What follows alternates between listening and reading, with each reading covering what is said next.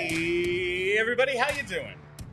Well, that's good. Welcome to PHLY Flyers. My name is Bill Matz. I'm your director of fun and games for the afternoon. Joining me today, it is the always on time Charlie O'Connor and Broad Street Hockey's own Kelly Hinkle. Charlie, that was incredible. I am so excited. And we had a streaming fumble right away, giving you an extra 10 seconds, and it all worked out perfectly. Everyone is here. The gang is all here. And we have a lot to discuss on today's episode of PHLY Flyers. Hope everyone enjoyed their Memorial Day weekend. Yeah. Lappy's back. Let's start there. Is he back? That's the... I, for one, am shocked that he wasn't immediately offered a head coaching position. It is surprising. Truly surprising. Shocking. I was told by several noted experts that he would be an excellent head coach. My assumption, based on the way this is played out, is that while Lappy is going to remain as a senior advisor to hockey operations, whatever you want to call it, it's mostly like, hey, you can start looking for new things and you can continue to be employed while you continue to look for new opportunities. Obviously, they have a strong relationship with Ian Laperriere. He's a former player. He's very well liked in the organization. He's thought highly of by a lot of people at the top. So they want to help him.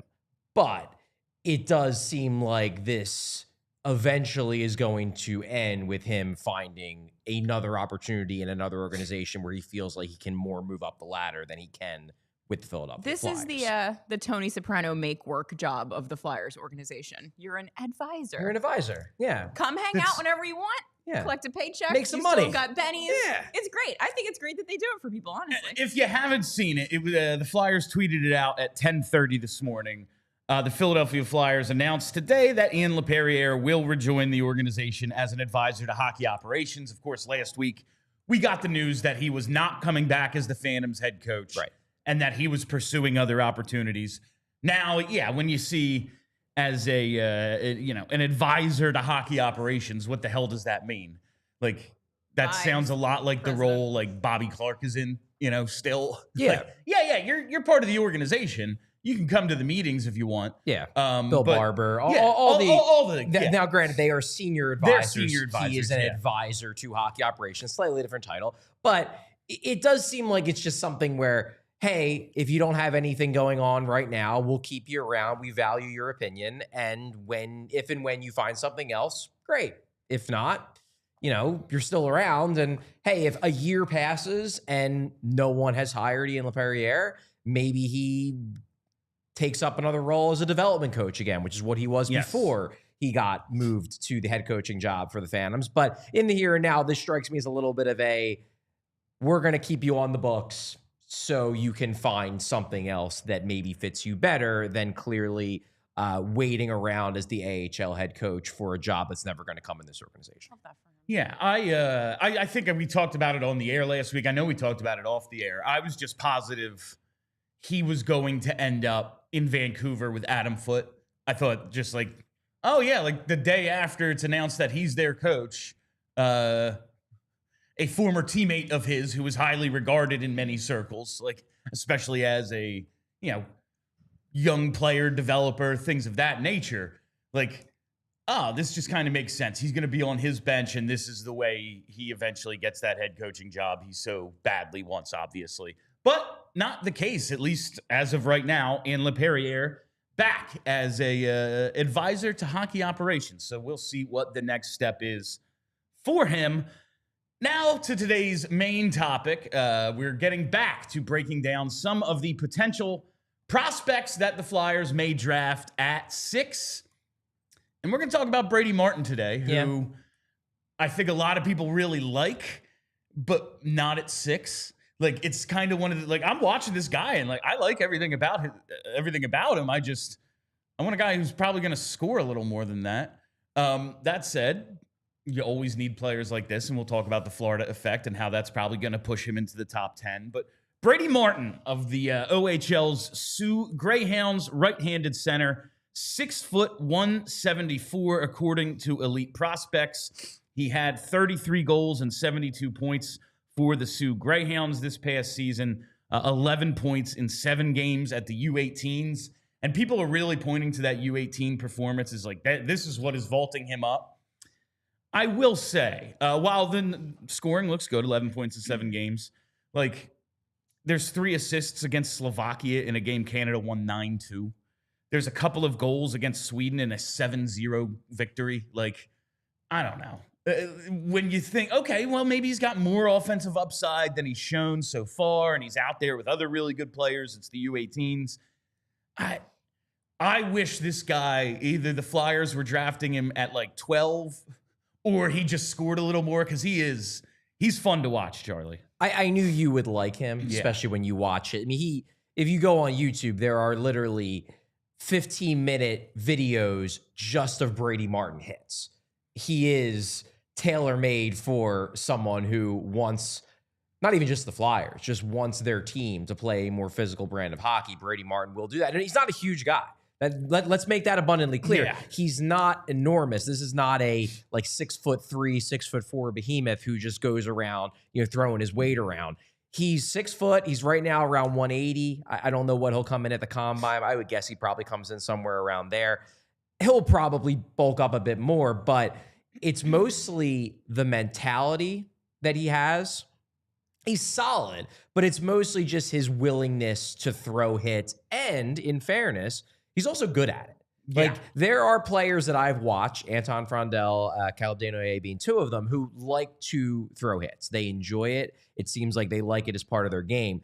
They are nowhere near as good at it as Brady Martin is, in the sense of knocking guys over, separating them from the puck, inflicting actual pain and punishment. Like, this isn't just a guy who's willing to throw it. This is a guy who's really good at it too. So so here's what I don't understand about this kid. Because was he ever projected to be in the top 10, like, I don't know, 4 months ago? Like, was he still this high? Because I don't remember hearing about him until these under 18s, when all of a sudden everyone was like, oh, he could go top 5. Like, all of a sudden it was just like, wait, what? Because the only thing that he seems to be, I mean, not the only thing, I'm being reductive, but his main thing seems to be hitting, which, like, cool. But in the top 10 of the draft, you're just taking a hitter? Like, that seems odd to me. What I will say is, I don't think he was, in hockey circles at least, I don't think he was viewed as a late first round pick, but I do think the consensus prior to the U18s was, more a guy who's going to fall in that like 10 to 20 range, probably on the higher end if you have a team who believes, number one, he's a center, number two, that they need that unique element, because it is a unique element, especially in today's game. There are not that many players who both have the mentality, that, willingness to inflict pain, and the ability to do it well, that also can produce offensively. Like, yeah, you have Garnet Hathaways, and Garnet Hathaway is rightfully a very popular player among Flyers fans, particularly of the old school variety.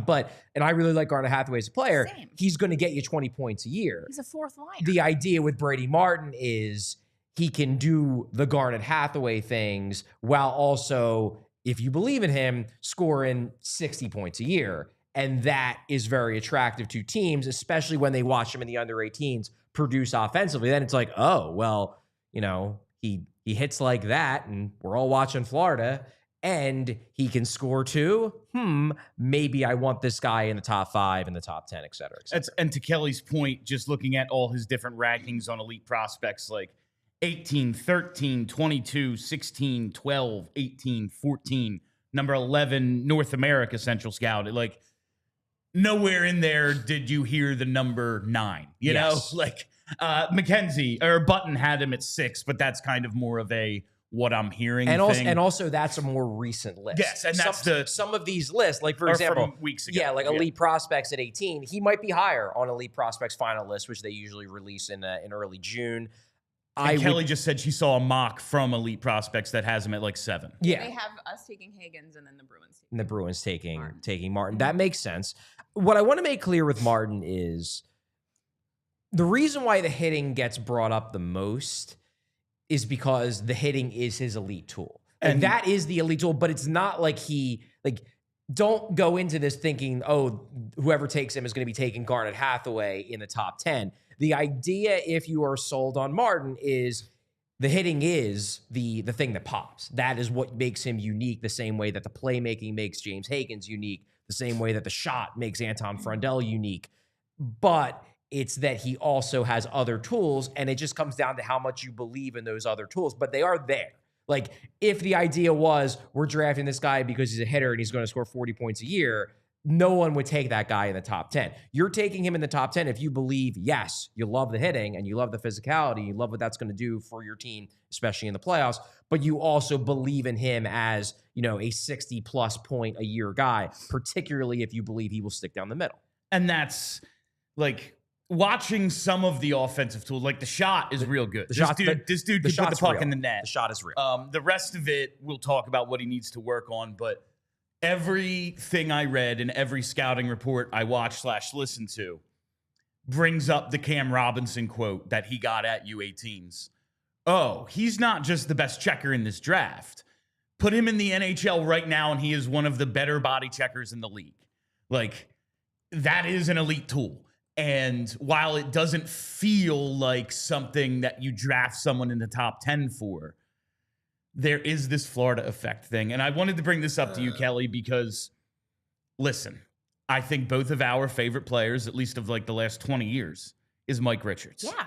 I am watching this dude, and he looks just like him. That at least in the offensive zone and stuff. Like, he doesn't have, I think, the elite, like, oh, yeah, he'll win a Selke. He'll be because Richards was an elite penalty killer back in the OHL, and also like a decorated winner. I was going to say Mike Richards won everything. Yes, he was literally everything. Before he stepped on the ice in the NHL, all he had left to win was like the cup. Right. Like, yes. You know, I will say, like, he reminds me of Richards, and the draft year scoring, Richards was 1.3 points a game, Martin 1.26.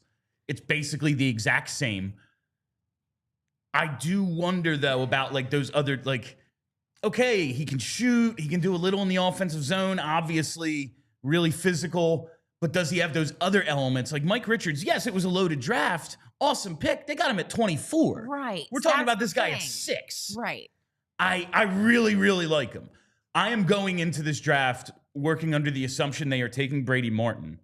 Mm-hmm. And then when they take anyone else, I'll be like, huh.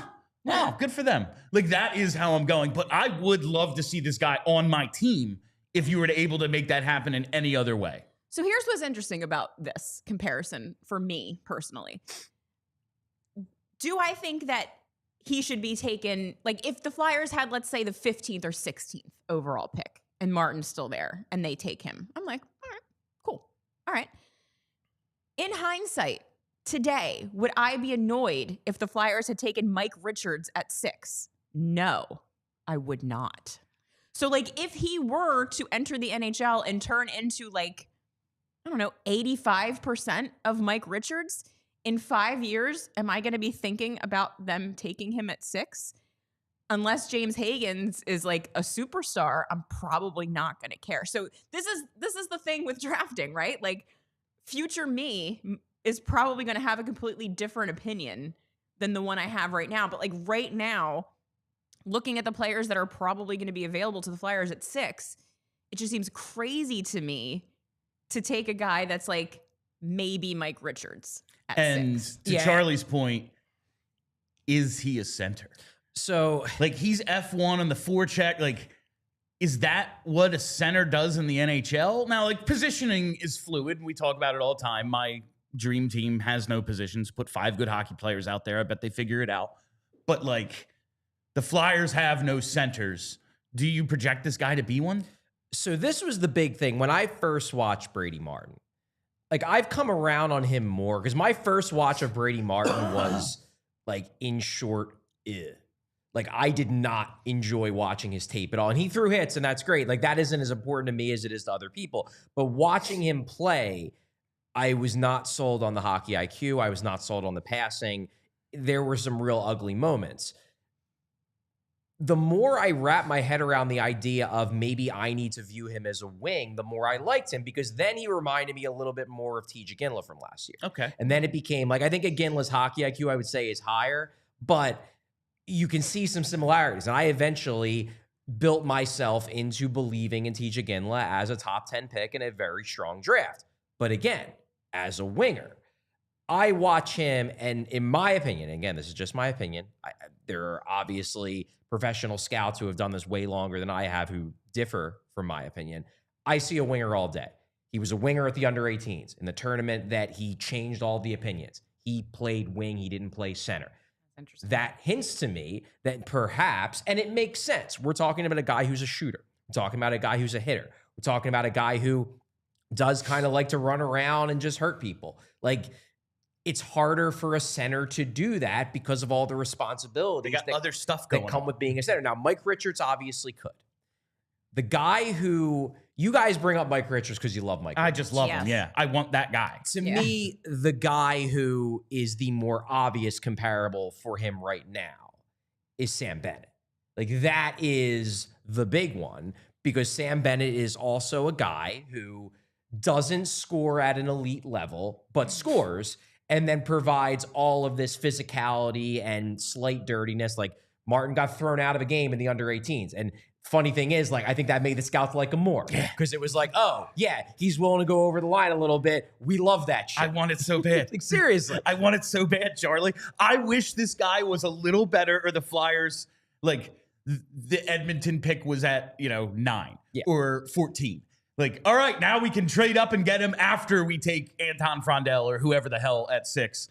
I like him so much.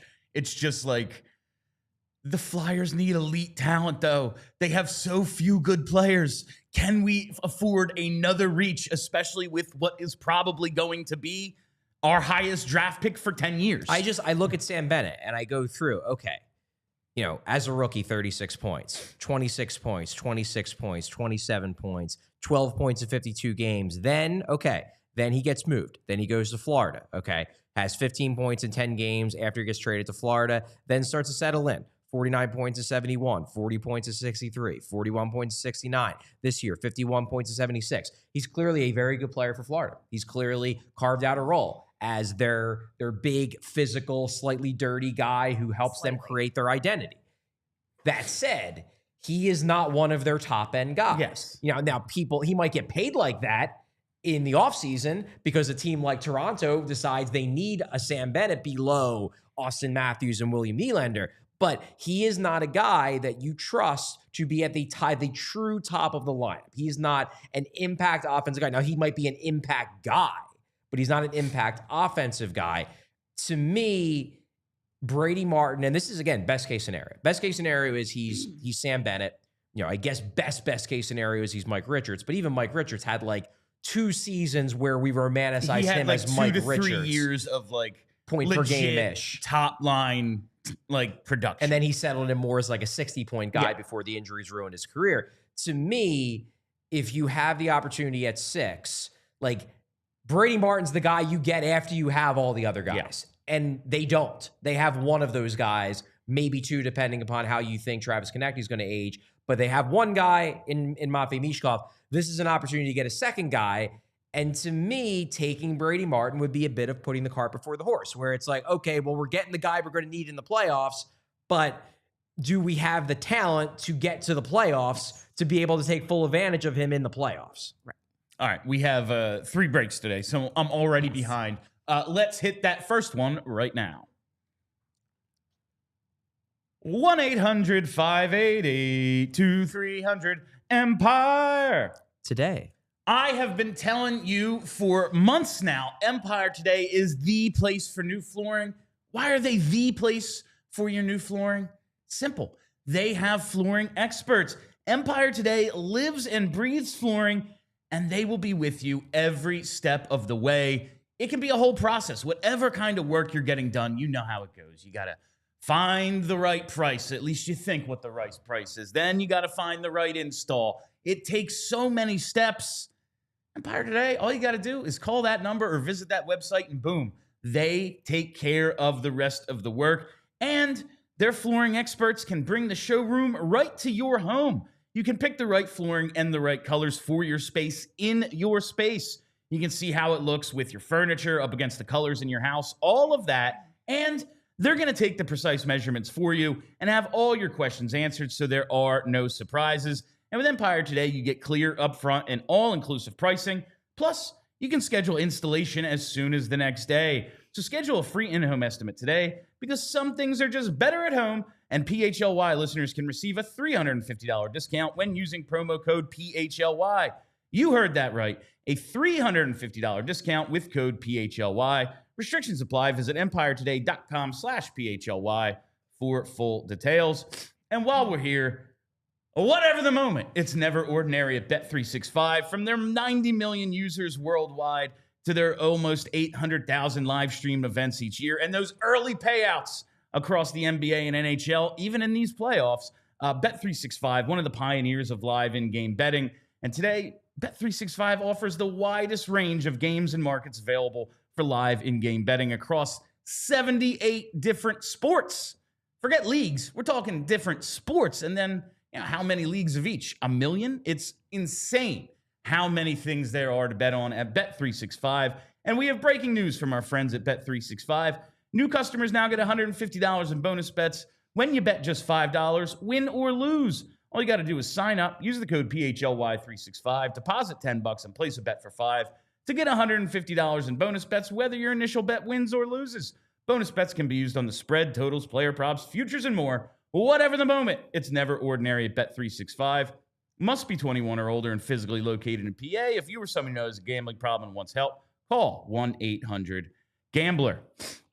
All right, so let's talk about some of the offensive skills on Brady Martin. I don't know how much longer we're going to spend on him because he seems like so straightforward, but he is and he isn't. So he's straightforward in that, like, it is his playing style. There's is an element of yeah. like what you see is what you get. Yeah. He's a big old hitter, and your time for him basically comes down to two things. Number one, just how important you value physicality and hitting. Number two, just how much offensive upside you see in him. So those are really the two key things. But I think we can have an interesting debate on like what kind of offensive upside we see in him. When I see the way he can shoot the puck and just pick corners, like he is a legitimately good shooter. Yes, I agree. I wonder, like, all right, maybe the offensive upside, maybe he's, if not a center, maybe he's on the opposite wing of Matvei Michkov.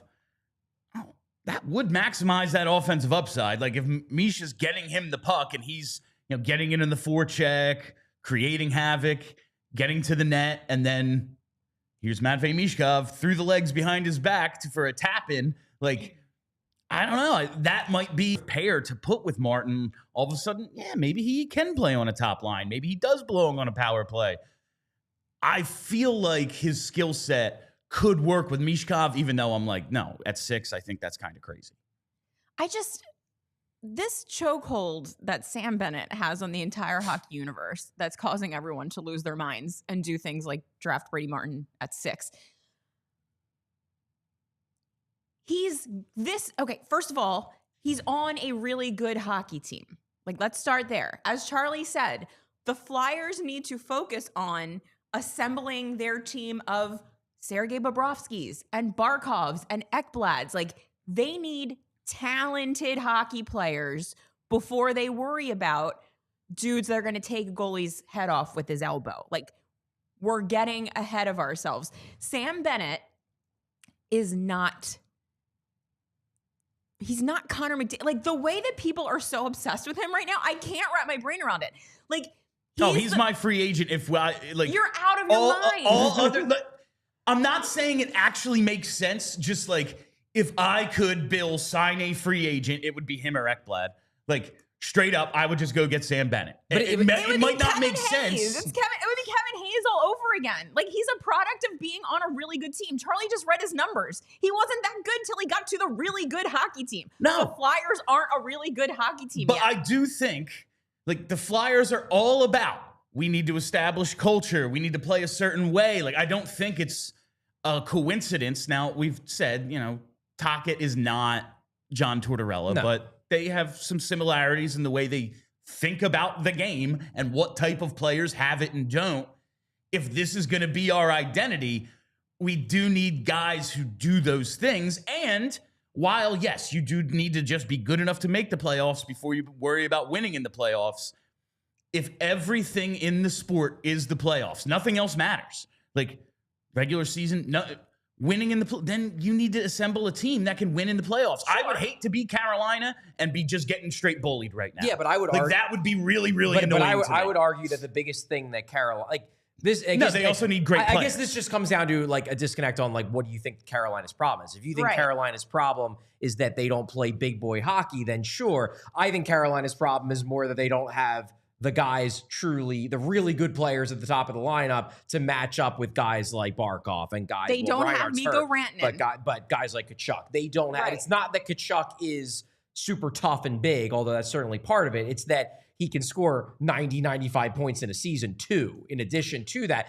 I think the Flyers at this stage should be prioritizing trying to get as high-end offensive talents or all-around talents as possible. That said, if they were to draft Brady Martin, if they would, then you would know the Flyers would at least be staking it out. They would be making it clear to everybody that it is really important to this organization that they truly do become, I'm not saying they're bringing back the Broad Street Bullies, but that it's very important to them to be like Broad Street Bullies for a new generation. That would be the statement they would be making if they would say like pass up on James Hagens to take Brady Martin. It would be the statement they're making for better or worse, and at least you would know where they stand in terms of how they're building the team. I just think like having the most good players is very important. But the Leafs have as many top-end players as anyone in the league, and they don't win playoff series ever. I know, but you can't just pretend that like if the Leafs were dirty, they would win more playoff games. Like that's silly. First of all, I think it's not a coincidence you may call that Naz Kadri's in Colorado and they win the cup, and they've had basically the same team since, and they don't. Like Gabe Landeskog is not the best player on that team, but take him off that team and they're not as good. Because of an element. Yes, they're good players. But also the way they play is very important to success in the tournament. I'm not discounting the fact that because the league has decided that we don't call penalties in the playoffs, you absolutely need to have toughness in the playoffs to win. It's very clear. However, people then say that you win in the playoffs, like the toughness is what makes you win. But it's not. Like the toughness is a Garnet Hathaway player that you can get anywhere at any time. But first, you do need to do the hard work of assembling an extremely talented hockey team. And like, you might call me crazy, but like Florida gets away with stuff that no other team would get away with ever. Like Friedman made a joke. If Bennett was on the Leafs, he'd be suspended for half the year or whatever he said. He wasn't really joking. Like that's true. Florida gets away with stuff. We know why. What's his face's kid works there. Campbell's doesn't Colin Campbell's son. Kelly's going all the way. Kelly's going the conspiracy theory route. Yeah, I do true, think that they get away with stuff that other teams don't, and also because collectively the hockey universe has decided, oh well, they're a dirty team. That's how they play. So I guess we can't do anything about that because they're dirty. So like, what are we supposed to do? Call a penalty? Can't do that. That's crazy. Like, it's just it's you can't build a hockey team based on that one specific model that I feel like only works. And with that specific group of players that are all like, it's not normal to have a Matt Tkachuk that's that good and true. Also that tough. Like that's not normal. Yeah. When you have a Matt Tkachuk, you then have the ability to build your team in that way. Yeah, because you have 200-point seasons in his career. Because you have a guy who can do both, and there are only a few guys that can. And I guess where it comes down to with me is that if I watched Brady Martin's tape and thought I saw a guy with Matt Tkachuk's upside, I would be like, hell yeah, go for him. When I watch Brady Martin, I see a guy, number one, and this I think is really my big sticking point with him because it's something that I value very highly. And in fairness, the Flyers do too, which is why I remain skeptical that Martin's going to be their pick. I don't see a guy who thinks the game at a high level. I don't like the hockey IQ, which is the main reason why I don't think he's going to stick down the middle, because I don't see a guy who anticipates, like, as a shooter, to a degree, but when I watched tape, I saw multiple opportunities where I'm like, there's a soft spot in that offensive zone there where, like, given the quality of your shot, go to that spot, make yourself a target for a pass. And he was just like hanging out around the perimeter. And it wasn't that he's a perimeter player. He's not. No, yeah. It's just I don't see a guy who thinks the game at an extremely high level. Now, I'm not saying he's going to be bad, but that's a big reason why I watch him and I don't see a center. And it's a big reason why I watch him and I don't see a guy who's going to score a lot of points at the NHL level, because I just don't like the hockey IQ. That's my biggest concern about him. Yeah, and to you that see point, it in his passing too. Yeah. He's not like he can have a good pass here and there, Yeah. but he misses on a lot of passes. There are a lot of passes that just go to nobody, that get intercepted, because again, I don't like the hockey IQ that much. you see that with like some of just the decision making, like, yeah, I'm gonna try to carry this puck 1-on-4, and it's like, first of all, dog, put that puck in the corner and then go knock out that defenseman. Yeah. Like, this is the thing you're best at. Why did you just try to beat 4 guys and like giveaways in that? Like, I liked some of the hands. I liked some of his ability to like protect the puck and utilize his physicality on offense. That was all good. But yeah, the playmaking, like, yes, there are good passes on his tape because he's going to be an NHL player and probably a pretty good one. Yeah. But like, he ain't going to have 60 assists in a season. Like, that's just not going to happen. He is not a playmaking center, if he's even a center. And it's like, as much as I like him, again, I just don't know if I see the fit. I get much, as I said earlier, I get much more excited about Brady Martin when I think of him, when I recalibrate my head to think of him as a winger. Yeah. Because then the hockey IQ, ideally, yeah, all your wingers have, you know, A+ hockey IQ too, because ideally every player on your team has A+ hockey IQ. But it matters less when you're on the wing. You just have to think less. You can just kind of, you know, hover up at the point and worry about putting pressure on the defenseman and blocking shots and, you know, trying to receive passes on breakouts along the boards. You don't have to keep track of as many things in general. And I think that fits his game better. Also, I think it probably fits his game better both as a forechecker and as a hitter, because it gives him more freedom to freelance and run around. And it also gives him more opportunities to lay the body as the F1, as the first man in on the forecheck. Yeah. I get way more excited about him as a winger than I do as a center, because when I watch him as a center, I was like, I think he's a 3C all day and maybe a 4C. If I think of him as a winger, I could be like, yeah, you know, if I squint, I could see him as a first-line winger if all goes well. Like that strikes me as a plausible ceiling for him. Whereas as a center, like, I have to really imagine that he takes major steps forward in his development to get to 2C level.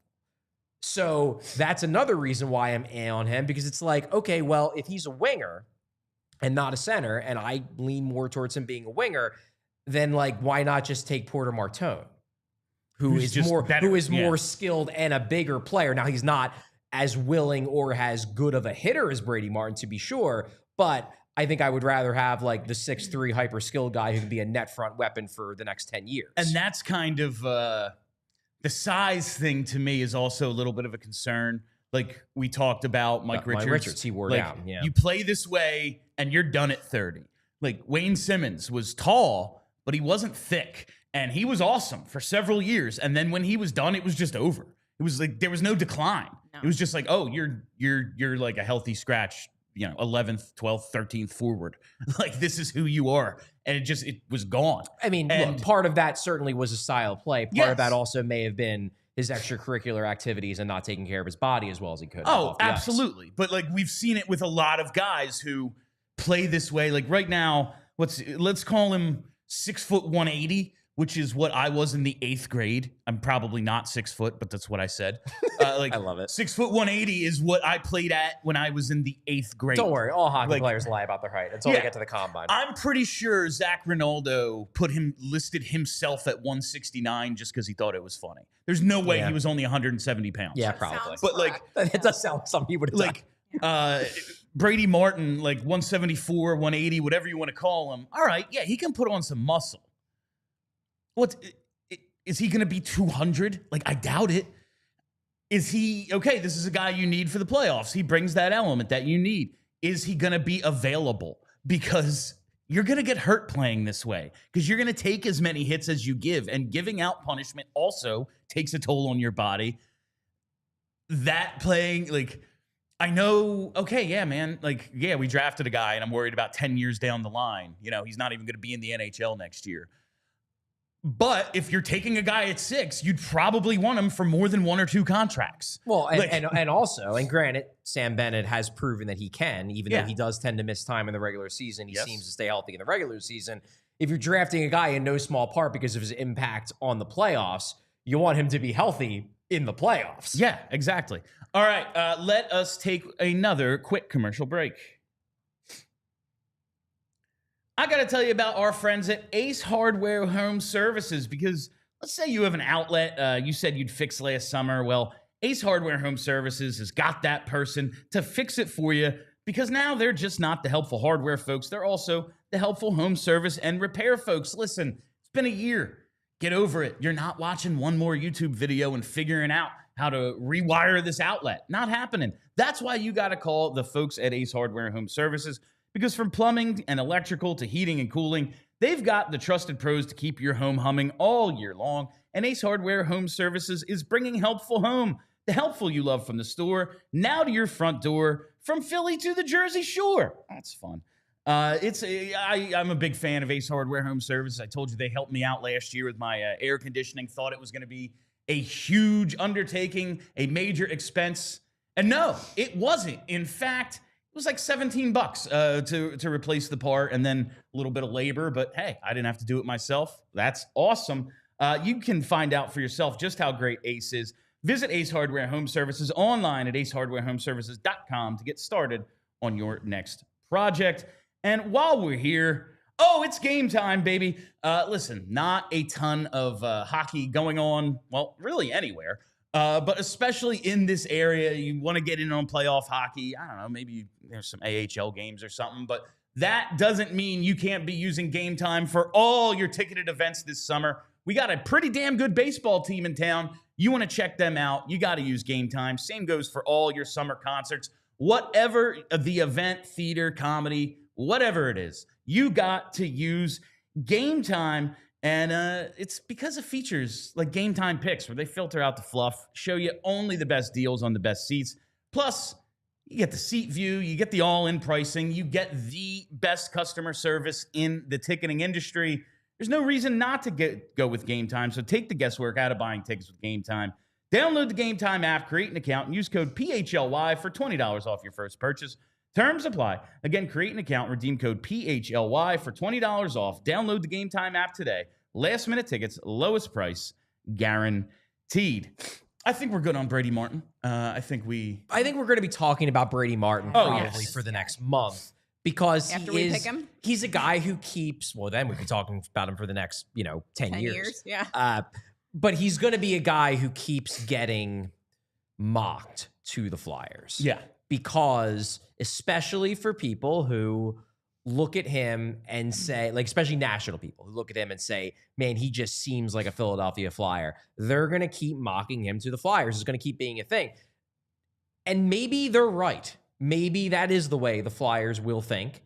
Maybe that's the way that the organization is moving in. Maybe that's the direction they're moving in, especially given the fact they already have Matvei Michkov, and they're going to look at it as, hey, he's going to be so awesome that we should just start thinking about how to build a team to win in the playoffs, and we don't need another superstar. Now, I would disagree with that line of thinking. I still think they need at least one more. Nah, they're going to sign McDavid, so it doesn't really matter. Well, there you go. Yeah. But maybe they are thinking that way.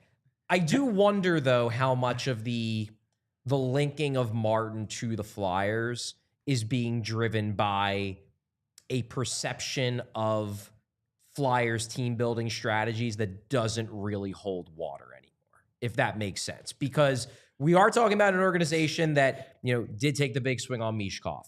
That, Jet Luchenko, while he does fit that, maybe that two-way mold, he's not a big guy, and he's not dropping the gloves super physical either. Yeah. Like, it's not as if they last year went and reached on Stian Solberg, the big physical defenseman, who some people are like, maybe he goes in the early teens if a team really wants that, big physical element. Flyers didn't go and reach on him. They reached on a high hockey IQ, two-way type center. And I don't think Martin really fits that mold, All right. Now it is time for the Art of Words word of the day. That's right. Our friends at Art of Words, they're sponsoring our word of the day segment. And today's word of the day, it's speculation. Because who doesn't love to speculate about trades and free agency and all that off-season fun? I know Charlie absolutely loves trade speculation, hypotheticals, things of that nature. There's a couple of things I wanted to catch up on, but we got to start with this Rasmus Ristolainen thing. Speaking of a player you absolutely have to have in the playoffs, Rasmus Ristolainen, although he's 11 years in the league, has yet to play in a playoff. He now has the longest. Yeah. He's the longest. Skinner got into a game. Yeah, he's so the longest without active streak. a playoff game in the NHL. Old guy without a playoff game. Old guy without a playoff game. It is irony. It really is. Given how the perception of him is that, well, you need a guy like Risto to win in the playoffs. Have to have him. And now he's the guy who has the longest stretch to start a career currently without a playoff game. It feels like one of those hockey god curses. Really, you would be so great in the playoffs if you could ever make it. It's just you got drafted by Buffalo. Sorry, Ouch. bud. In an article in the Ottawa Sun, in an article about the Sens off-season moves, possible targets, they bring up Rasmus Ristolainen, and in the article it says, but it should be noted that the Toronto Maple Leafs tried desperately to get Ristolainen at the trade deadline in March and were rebuffed. The Leafs offered the moon and couldn't get him out of there, a league source said. That can't be real, right? Well, okay. If this is true, this might be, I would say, the first big whiff of Danny Briere's career. Yeah, it would be a major failure. What I can tell you is, and again, sources all have agendas, but based on the conversations that I had in the immediate wake of the deadline with team sources, was that they had a price. Now, I don't know exactly what the price is. My guess is it's a first-round pick. They had a price that they had set for Rasmus Ristolainen. No one met it. And not only did no one meet it, no one really got close. And they were, if anything, disappointed at the quality of offers that they received for Ristolainen. I heard a couple people grumbling, and maybe it was especially grumbling to me because it was kind of like, well, this is all sort of your fault, Charlie. Yeah, Charlie. Basically, that the perception about him created by analytics people years ago is carrying over, has still stuck, and that has turned teams away from wanting to offer a lot for Ristolainen. That was what I heard from team sources. Now, could they be lying? Sure. You take everything you hear with a grain of salt. Blame Charlie. You take everything you hear with a grain of salt. Everybody has agendas, but to me, if I'm looking at this from the other side, this strikes me as I believe this was Bruce Garoche who reported this. I didn't say his name because I don't know how to say it. That maybe he heard this from somebody in Toronto who is trying to cover. Not even trying to cover, but just trying to spin it after they lose in such ignominious fashion in Game 7. Well, we tried to get the big physical defenseman and we offered the moon and the Flyers would do it. That, it strikes me as more likely that this is coming from an agenda from the Toronto side than that the people I talked to after the deadline from the Flyers side were lying and actually they turned down a first-round pick offer for Risto at the deadline. Seems unlikely to me, but I guess it's possible. My question is, the Flyers retained on Scott Lawton, who made, $3 million? They got a 2027 first and, Gurbenkin. Cool. What exactly is, a haul that they were offered for Risto? And what is the retention? Because while I think if you were offered anything, you should take it, I really don't want to be retaining salary past next summer. And I think that's their thought process too. Danny Briere's thought process is no, he's really good. $5 million, that's what he's worth. You should pay him $5 million. We're not retaining. Maybe you need to be a little looser on that. It doesn't have to be the full 50%. Retain something, Mm-hmm. But I want to call this a major whiff for Briere if true, because you look at what on deadline day, what Toronto gave up for Brandon Carlo. It's a 2025 fourth, a 2026 first, and Fraser Minton. If that's the offer, I'm really not worried about salary retention as much as I don't want to retain. I agree with that. But that's a really good return for a guy who is 30, got hurt again 4 days after the deadline, got hurt, never came back. If that was the offer, that's the offer, Danny screwed up. That is a fail on Briere's part. But what I can say is that I got the sense that wasn't the offer. I got the sense the Flyers, when the Flyers saw what Toronto gave up for Brandon Carlo, they were like, really? Like, that's what you were willing to offer for him versus what you were willing to offer for Risto? Like, Risto's just as good, if not better, than Brandon Carlo in their eyes. And they're like, and you wouldn't give us, like, it wouldn't shock me if they offered Fraser Minten, who you're not crazy I was about. Notably negative on him going into the deadline because I was like, why are you trading for another 3C? You need guys with more upside. Like, I like Gurbankin more than Fraser Minten because even if Minten is more likely to be an NHL player, to me, Gurbankin is more likely to be an interesting NHL player. So it was like, yeah, go for the guy with a more intriguing, more unique upside than like physical third line center. Sure. As you might note, I tend to be anti-prioritizing physical third line centers. That might be the theme of this show.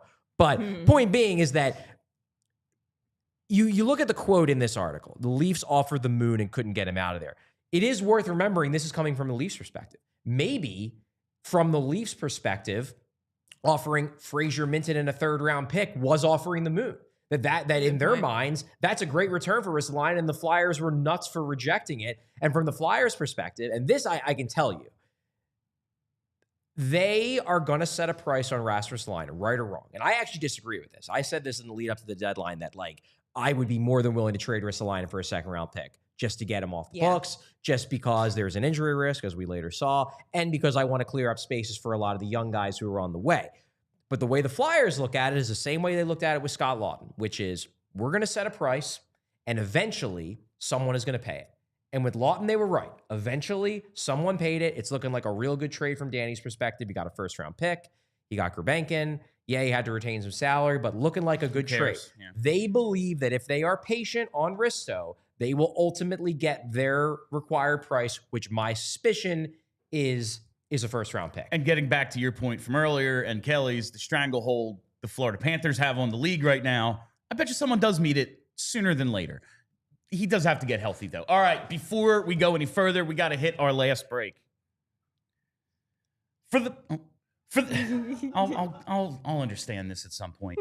For the past 30 years, Golden Nugget Jewelers has operated out of that very same location at 8th and Chestnut in the heart of Philadelphia, and customers from all across PA, Jersey, even down to Maryland and NYC, they have come to Golden Nugget Jewelers to find that perfect engagement ring or wedding band. Why? Well, it's because their staff is highly trained and dedicated to providing a personalized shopping experience. I have said it many times. I have been on the ring hunt. It is a stressful, just scary process. You are about to spend more than you've probably ever spent on anything, and you don't really know what you're buying. Okay, cut, color, clarity. I don't know what any of this means.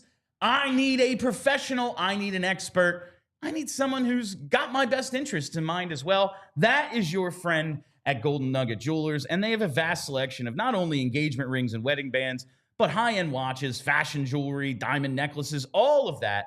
And when you do get that engagement ring, you can receive a final cleaning and written appraisal with every purchase. Golden Nugget Jewelers, they've been a family-owned and operated business since 1987, so you know they're doing something right. You deserve an expert and the best price. Golden Nugget Jewelers, where Philly gets engaged. Visit goldennuggetjewelry.com today to learn more. While we're here, let's talk about TrueMark Financial Credit Union. That's right, because May is HELOC month. HELOC. What is the HELOC? Well, it's a loan you can get from TrueMark Financial Credit Union to put towards all of your home projects by just taking the equity out of your own home. If you're working from home and you want to really get that home office set up so you're not just calling plays from the couch, well, you can do it and build out a better space and finish up all your projects around the house that you've been putting off with a HELOC Select.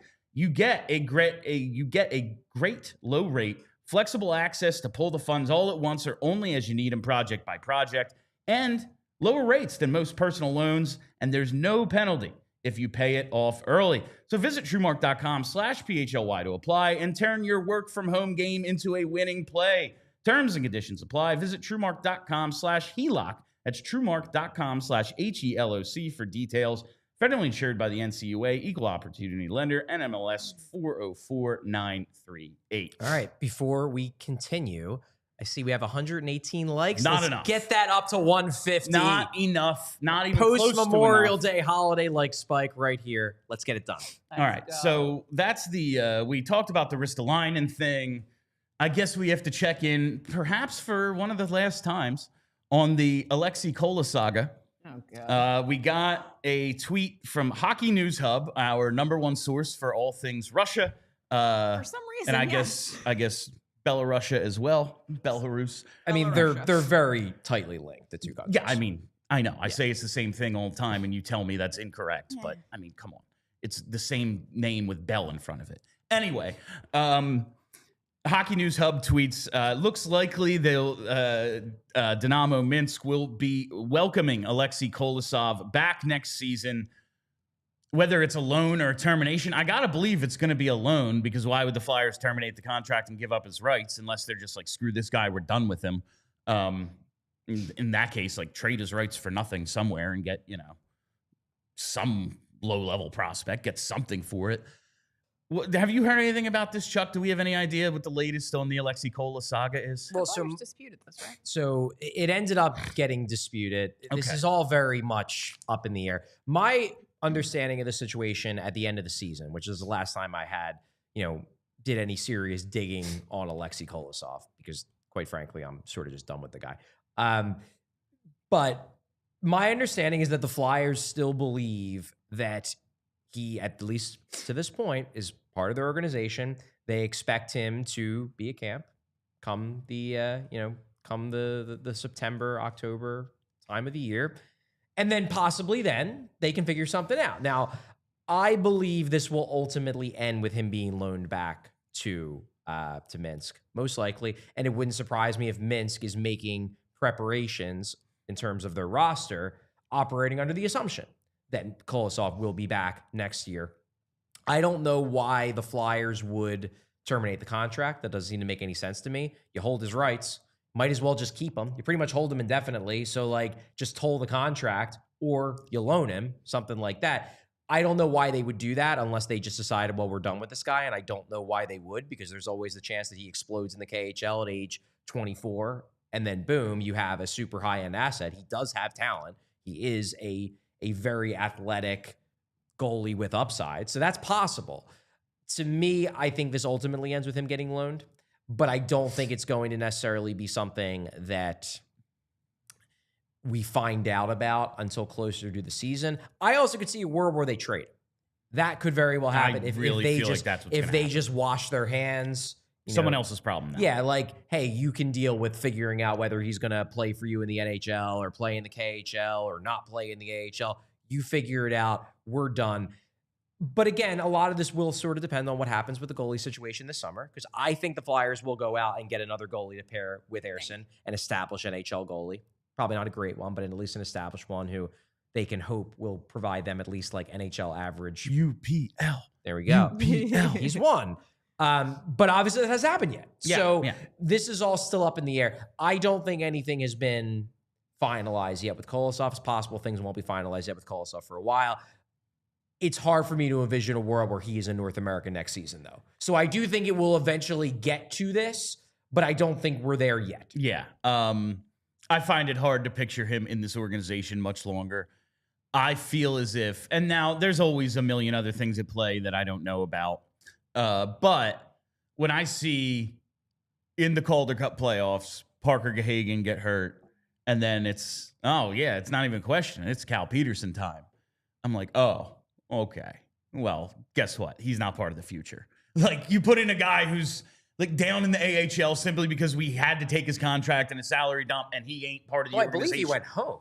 I think Kolosov. I thought we don't sent think him he was down. there. Yeah, I think Kolosov went home. They sent him to the they put him on the AHL roster. Okay. though. Yeah, so or he at could- least he sent could him down play. on paper. Could have played. I think it was, And he just bounced. I think the bigger debate was why not throw Bjarnason in instead of Peterson. Kolosov, I do not believe that is the debate. I thought they did at least on paper. I think make him eligible I to believe go. they did. on paper, yes, but he was not there. Yeah. And throwing Bjarnason into his first ever professional hockey game and an elimination game would have been insane. It would have been wild. And Bjarnason was banged up at least at the start of the playoffs. Yeah, I think he was heard. fine by the end. By then, yeah. Because he didn't he get in? Or no, he did. I don't think He he didn't did. get into any games. But he could have played. I get why fans would have been excited to see it, but I think the move probably was to go with Peterson. Yeah, that's what, and yes. It just like when you have the team in the playoffs and he is eligible and he's not there at all, that to me is like both sides are probably just done with this. Like that's my takeaway. See, I kind of like the idea of them keeping him. Holding him hostage forever. Yeah, well, first of all, you're just 'cause holding I'm him mad at hostage, which is funny. But like that's funny. Like we still have Eric Yeah. Gustafson original. Like, oh, you want to play for us? Cool, then you're not playing for anybody. Enjoy yourself. However, given that goaltending is so insane and doesn't make any sense, there is the chance that he plays a bunch in the KHL and goes off. And there's also a chance that like he grows up a little bit and stops being such a baby because he's like very young. And you know, people are idiots when they're 22. So like maybe like if you just hold on to him, because what are you going to get if you trade him like a 5th round pick? Yeah, like, not ooh, much. big deal. So just keep him. If he ends up going off in the KHL, then you could be like, hey, dude, you wanna come over here and maybe be a backup in the NHL? Yeah. Like then you have an option Yeah. rather than just like getting a throwaway pick for him and just because he's a pain in the butt right now. He could end up not being a pain in the butt later. Well, I think it's less that he, look, maybe he grows up. Maybe this has nothing to do with his maturity. But I think it's more just that he's in a weird spot right now. Yeah. Because he's clearly not yet good enough to be an NHL goalie. We saw that. He ain't good enough to be an NHL goalie. His best spot, probably from a developmental standpoint, if he's trying to eventually become an NHL goalie, is to play in the AHL, to learn, the nature of the North American game, to develop under, developmental coaches who are experienced in preparing guys for the NHL game rather than the KHL game, which is a different style of play, to be sure. That's probably the best spot for him. But he doesn't want to go there, whether it's because he's immature, whether it's because he's got people above him telling him it's beneath him, whether he just really doesn't like Allentown. Unclear what the specifics are, but for whatever reason, he don't want to play in the AHL. So it's either play him in a league he's not good enough for or have him stay in the KHL. If you send him back to the KHL, maybe he gets better there. And then there's a world where he develops to the point where you can then he's talented enough to bypass the AHL entirely because he's developed as a goalie. And at age 24, 25, you're like, well, this isn't even an issue anymore because you're so good. We don't want you in the AHL. You can come into the NHL and be an above average NHL goalie. So I agree with you, Kelly, that like, why not keep his rights and see if that happens? Yeah. If it doesn't, whatever, you just burned a 3rd round pick. It happens. Right. But if it does, then maybe it won't even matter if he just hates Allentown because you won't be have to wanting go to send there. him down there anyway because Exactly. he's good. Right. Exactly. All right. I did want to get your take on one of these mailbag questions from last week. Which one did I want to do? Okay. Sergio Pandalo. Surgery Pandalo. yeah, I it's, really hope That's Sergio his full name. Pandalo did not just have surgery. He's got that would Hopefully, be- Sergio is very healthy and well. Maybe we'll do the 207 Steel one tomorrow. But there were just a couple of these. Kelly and I did like a 2-day mailbag last week. Okay. Sergio Pandalo. This is something I wanted your take on. Charlie, do you suspect the Flyers front office leans too much into age-adjusted stats? It was a selling point on Luchenko. More to this, how shocked would you be if Jake O'Brien was drafted over, say, Frondell or Higgins due to this or other potential indicators? As for me, I'm sort of worried about it. And I think it's just the idea of, like, we're just talking about Aleksei Kolosov. And, like, you look at Zavragin's numbers. And before we get into that, we're going to overtime. Head to allphly.com to keep watching if you're part of our TV audience. All right, like, we look at Zavragin's numbers, and it's like they're just legitimately good.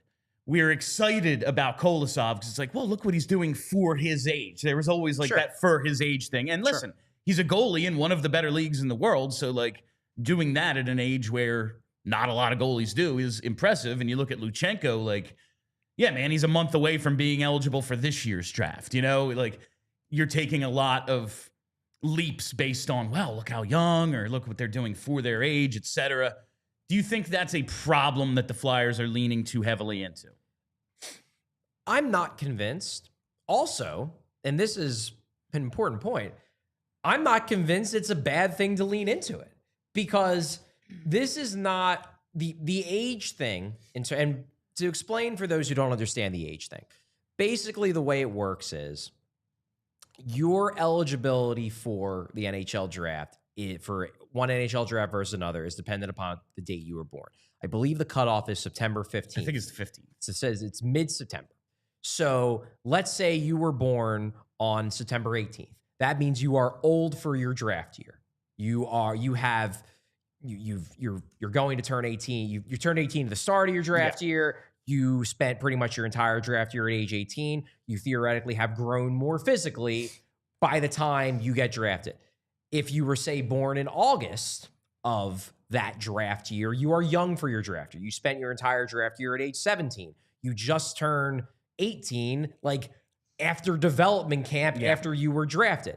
Generally speaking, all other things being equal, and there has been significant research done on this, players that are young for their draft year do tend to have, all the other things being equal, better developmental outcomes than guys who are old for their draft year, because again, they have more to grow. They have more physical development to have. They have more professional development to have. I mean, we're talking about guys who on some level might be 11 months younger than another guy in their draft year. So I don't necessarily think it's a bad thing to take that into account. Now, should it be the end-all be-all? Of course not. Of course, it should just be one of many factors you're using to draft and develop. But going back to what Sergio said, I think it's reasonable to wonder if the Flyers do value it. You know, obviously Luchenko was an August birthday. Spencer Gill was also an August birthday. So they drafted two guys at the top of the draft who were young for their draft year. I do think they probably pay attention to it. The Flyers are more analytically inclined than I think they often get credit for, especially on the drafting side. They've been that way for a while. Wouldn't shock me if it matters to them. That said, I don't think they're only drafting guys because they are young for their year. They really like Jet Luchenko. It was a bonus. They liked Spencer Gill. It was a bonus. I also think too, and I believe you guys talked about this last week, after you make a pick. Yeah, whatever the stat is that makes it look good is the one you're going to tout. Right. As an organization, you are going to try to sell your picks. And it was very easy for them to point to Luchenko and be like, see, he's already this good and he's young for his draft year. So let's talk that up to try to get the fans more on board with what was a controversial pick, let's say. I don't think that means that it's all that they care about. I think that it is probably something they care about. They probably should care about it because it has been proven to have an impact on draft outcomes. And also, it was a convenient thing for them to point to be like, see, this is why we're so smart that we picked Jet Luchenko. To your point, Charlie, did you say September 18th as an example for any specific reason, or was it a random day? No, I wasn't thinking of one specific player who was taken second overall who may have been a bust. No, So I definitely wasn't. September 19th. Well, it was close. I thought that's what you were going for. I and was I was going like, for did that, he yeah. get it? I think it was the 19th. I was going for I that, can't yeah. remember. So that's Nolan that. Patrick was very old for his draft. Nolan Patrick. So he was 4 days away, 5 days away from being draft eligible the previous season. Yes. So he'd spent a lot of his life, though, like playing players younger than him. Yes. And when you looked at him, it was like, oh, he's physically dominant out there. Well, he should be. He's 19 years old. Like, you know, like, yeah, there's 16-year-olds in this league. Yeah. He should be beating them up. And we see how that went. But it's not, you know, the be-all, end-all, like Charlie said. All right. Time to hit those super chats. Hey-o. And I see we're at 165 likes. Thank you. Do better. Now get it to 200. Oh, we got new font. I know, it's what New I said. font for the super chats. I was really excited about it. All right, first super chat here from Brennan Murphy. Do you think the Flyers take a chance on Ivan Rebakin, who was regarded as a top 5 pick for this year's draft last year with their late first round He's the picks? bad attitude kid? Okay, so to start, Rebakin. it is Ivan Ryabkin, I believe. Oh, Ivan I really hope Ryabkin. they don't So draft close. him. Is it possible? Yeah, I think it's possible that, you know, we're talking about a guy who going into this draft here was viewed as one of the highest talent guys in the draft. There are legitimate questions about work ethic, about attitude, things like that. But Taka will love him. if you're looking to take a swing, Yeah. it would be logical as an organization to be more willing to take a swing when you have a lot of swings you can take. Flyers have 3 first-round picks. They have a ton of second-round picks. Now, he did play quite well from what I've heard in the USHL playoffs. Because what happened was he started the season out in Russia, wasn't getting playing time. There were a lot of reports that he hadn't earned it in many ways, attitude-wise, conditioning-wise, things like that. He went over to the USHL, did well, didn't blow the doors off, but did well. Then apparently was quite impressive in the USHL playoffs. So there was a point where it looked like he might be sliding into the second round. Now he might be moving himself back up into the late first round. Flyers do have 3 first-round picks. It wouldn't blow me away if the Flyers took a swing at Ryabkin. It sounds like the germ all over again. Like a lot of talent, but a bad attitude and a lazy work ethic. I don't think there were very many reports about the germ having a bad attitude. I think it was Vorobiev that was the lazy one. Vorobiev was the guy who seemed like he believed that he should be used as a top 6 center at the NHL. I just remember there was one of those Russian dudes that we picked that ended up having like a lazy work ethic and then busted out. And I can't remember which one it was. I mean, there were rumors. There was that rumor about German Rubtsov being the guy who was addicted to Fortnite. Yes. But that's right. But that was not confirmed by anyone. That was just I think confirmed it. I think Marek dropped it in a podcast and everybody universally decided it was German Rubtsov. I forgot about that detail. Who among us? The guys that we have been depending on to no wonder we are where we are. We were so excited about the germ Dear for a Lord, long time. I can't even all right. But to answer your question, Ryabkin. I could see it. I could see Ryabkin being a guy, especially if he were to slip into the early part of round 2, given the amount of second-round picks the Flyers have. Yeah, I could see it. I don't think it's ridiculous to think that's an option. Vorobiev, the germ. All right. From JH is up next. 401 days until McDavid puts on orange and black. JH is doing this bid in our Discord as well. He's counting down. Can't convince me I otherwise. said if he doesn't, I don't think you were on the show, Charlie, when I said if he doesn't sign immediately on July 1st, I will allow myself to live in a world where he hits the market. And if he hits the market, damn it, like Kelly said, there was plenty of time on that plane ride to maybe just sprinkle in a little. Edmonton's not helping our cause right now. Playing quite well. Yeah, we need them to lose. We need Florida to bully the crap out of them in the final. Is what we need. We need this to not go 7 again, and maybe both Picard and Skinner suck, and he's just like, how is this my life that I'm the best player in the last 20 years and you can't get me a decent goaltender? Skinner's been good again, though. It's a shame. Don't show anyone our goaltending. Yeah. Don't let him see our goaltenders. We're buying everybody. It's going to be fine. Yeah, it's fine. It's fine. All that money? All right. From Purple, our pal Purple Crayon. I think / hope they take someone else at 6. But I'd be cool if we moved up to 15 or so to grab Martin. I would be shocked. I don't think he's sliding. I'd be shocked if he's sliding 15. That's the problem now is it really feels like he's going to go in the top 10. Like we just mentioned earlier that Elite Prospects mock had him going 7 to Boston. Right. It feels like he's going in the top 10 now. Well, and he's a guy I would love to get if you were able to trade up into the teens or whatever and get him. Yeah. But I don't see that. I don't see that slide happening. Yeah. Marek is the big one who's been on board. And obviously he's a major voice in hockey media. He keeps pushing he can't see a world where Martin slips past 6 or 7. So Flyers in Boston. He just thinks that one of those old school teams is going to be too intrigued by Martin to take him. The one team that I've heard thrown out there as an option for Martin, though, which would definitely shake up the draft board, is Utah at 4. That would be interesting. And the idea behind it is, number one, Utah does already have their finesse talent guys at the top of the lineup, guys like Clayton Keller, Logan Cooley. And then also Utah jumped up in the lottery, so they might have spent a lot of time falling in love with Brady Martin before they realized they were going to be picking 4. Did I hear that someone requested a trade out of Utah? Did anyone else listen to Flyers Daily yesterday? No, I did not. I heard it on there. I did not listen to Flyers Daily. Was it Logan Cooley? I don't remember. I don't know why I said that out loud. I shouldn't have said that out loud because I don't remember all the details. I think I remember Mertitas saying that someone requested a trade out of Utah. I can't imagine not wanting to stay in Utah. It seems like such a nice place. So much soda.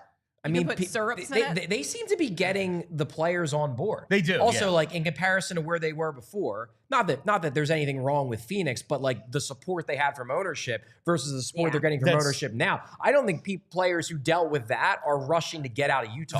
It's like we loved where we lived, but our franchise situation was, we can call it tenuous generously. They were playing in a Like, college arena like- where you had to walk outside to get to the locker room. Logan. But Cooley- we like where we live versus, oh man, this organization seems pretty dope, but do I want to live in Utah? Now, some people would probably like the skiing, all that, whatever, but it just seems like downgrade in a lifestyle, upgrade professionally, though, and it's like a balancing Maybe act they're for all them. gonna become Mormons. Maybe Maybe. they're all so gonna this- convert. This was based on an unverified tweet. Oh, So Right. probably not right. probably not. The Okay. Jazz moved to Utah where they don't allow music. The Mammoth. The best. The Mammoth. Next one here from Christopher Slavin. What's the comparison between Cutter and Brady Martin? I mean, I don't think there's much of a comparison at all. They're very different players. I guess maybe the only like comparison you can make is the Shooter? shooters and also like, are they wingers, are they centers kind of thing. The difference is that Gauthier played wing before the draft. The Flyers drafted him with the belief that he could become a center. Then he played center in college. Then obviously everything went down. They are both shooters. Gauthier is a lot bigger. Yeah. Martin is a lot more willing to throw the body than Gauthier. So I don't consider them to be very similar players, to be honest with you. If I could put Brady Martin's mentality into Cutter Gauthier, I would love him. Yeah, that's fair. That's exactly what I'm like. If I Fair could point. get just a little more offensive upside out of Martin, I would love this pick at 6. Yeah, but yeah, I Um, don't love that comparison. I just don't think they're very stylistically similar, to be honest. All right, another one here from Chris. I love you guys so much. Keep it up. We love you. Thank you, Chris. Thank you. All right, from Chris Perkins now. Who is a more desirable second first-round pick trade-up target, Martin or McQueen? I know you're going to say McQueen. McQueen, right? Yeah, I think, but you could convince me. You could convince me that like trading up to get Martin if he slips to 13, which again I don't think he's going to. That pairing that kind of unique talent with a Hagens, with a Frondell, with a Desnoyers, that could be very attractive, and you're still getting the high-end guy more likely to stick at center in my mind, and then also getting the big physical guy. Like, if in some world Martin slipped to 13 and they trade up to get him, I wouldn't say that's bad. I don't hate Martin as a prospect, especially the more I think of him as a wing rather than a center. All right. I think for me, it's Martin because I just really enjoy watching him. But we'll see. All right. From Linden49, big Brady Martin fan here, made to be a Flyer. Lynn's an old school guy, so that makes sense. That he would like him. That's not a shock here. He does have that throwback. And again, like, you're not going to be able to recreate the Broad Street Bullies. It's a different type of game. But he's the kind of guy you draft if you're trying to create a new school version of the Broad Street Bullies, to be sure. All right. And I think this is the last one here from Via Negativa. Is a generality, is the KHL considered a higher skilled league than the AHL or vice versa? So yes, I would say that it's considered to have more skill in the sense that it has more offensively oriented players and you have more time and space to make plays. Is it a better league than the AHL? That I'm not necessarily totally convinced of. It definitely was. It probably still is. The gap has shrunk, though, over the last maybe 5-6 years. Yeah, that seems the perception seems to be, yeah, the AHL is lower, but not like KHL. That's what like you said when we were talking Kolosov. Maybe there's higher ups kind of influencing Kolosov to be like, that's below you. There is this perception, it seems, in Russia. Our guys don't go there. Yeah. No. Yeah. You play in our league or you go to the NHL, those are your options. If you're going to the AHL, you're staying here. But I think that gap is like, we said, when we were talking Phantoms Bears, it's not the 90s anymore where it's a pro wrestling league.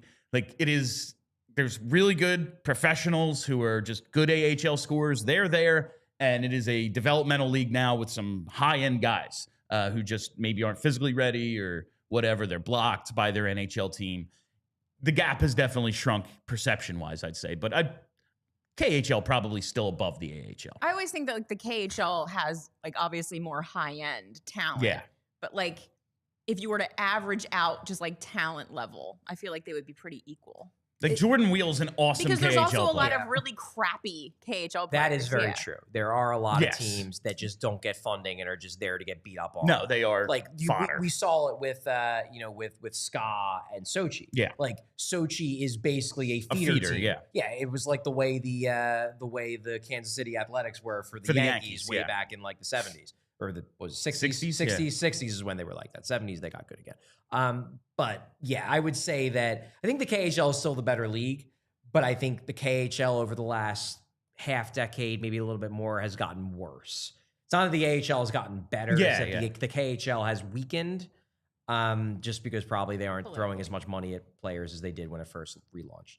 And also, like, I feel like unless you're really, if I'm like an ex-NHL player or like a borderline NHL player, I feel like just given the state of the universe, I might be less likely to go chase money. There's in far Russia. fewer imports and stuff. Like I feel like there's no Swedes or Finns in the league and stuff like that right now. So that hurts it as well. All right. And that is all the time we have for you on PHLY Flyers today. Thank you all for listening.